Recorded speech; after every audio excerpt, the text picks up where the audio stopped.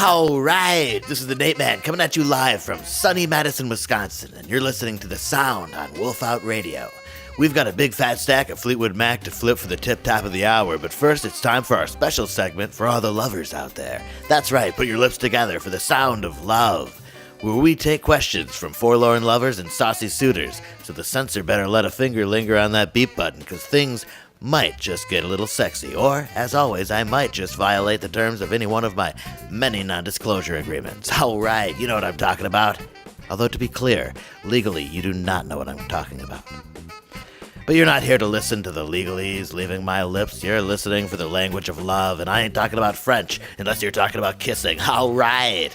No, you're looking for more than that lackluster lip service, that whirling dervish of smacks and smooches. You're looking for answers. And I'm ready for your questions. Caller, you're on the air.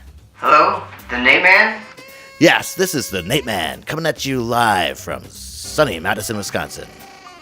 Okay, This isn't Jeopardy, Alex, so if you want answers, you're gonna have to ask a question. my name is Daryl. Okay, I was calling you Alec like Alex Trebek, Daryl, but since I didn't phrase it in the form of a question, not unlike my second rap talk rock album, Do the Nateman, you are off the hook. Haha, right. Alright, there's a girl I work with. I'll call her Darlene. I think she's into me, but I don't know if I should, dip my pen in the company ink.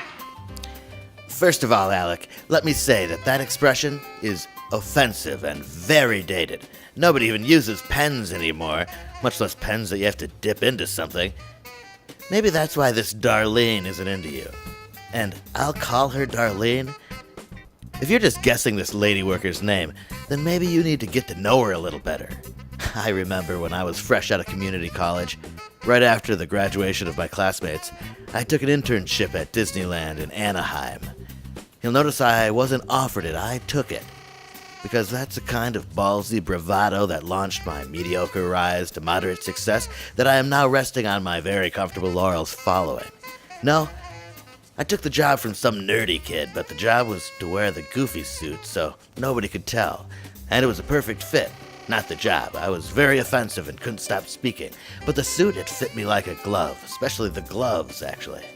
I mean, it was the 90s. I think we were all a little bit goofy back then. Am I right or am I right? All right.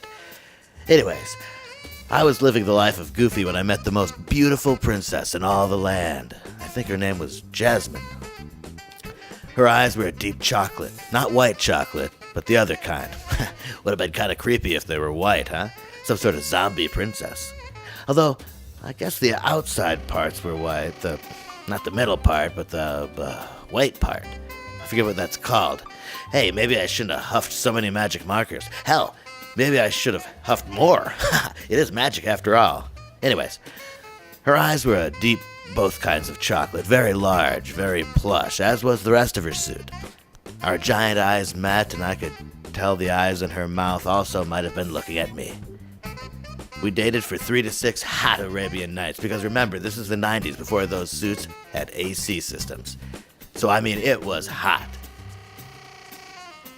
Anyways, one night we were, how do I put this delicately, pressing our plush pieces together, and even though as a Disney character I was to remain silent, I looked into her mouth mesh with my mesh mouth, and I said, "I love you, Ariel."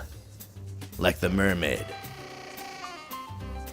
She slapped me as hard as she could. It didn't hurt, of course, through the suit, but I felt it inside the suit, but barely.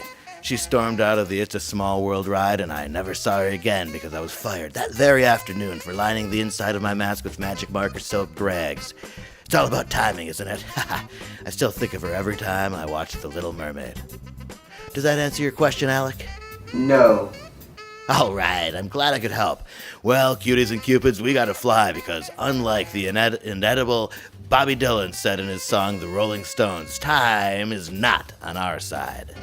But on the other side of the break, allow me to uncramp your style with a wily pile of the finest vinyls ever spun. But for now, this is the Nateman, coming at you love from Wolf Out Studios in sunny Madison, Wisconsin. All right.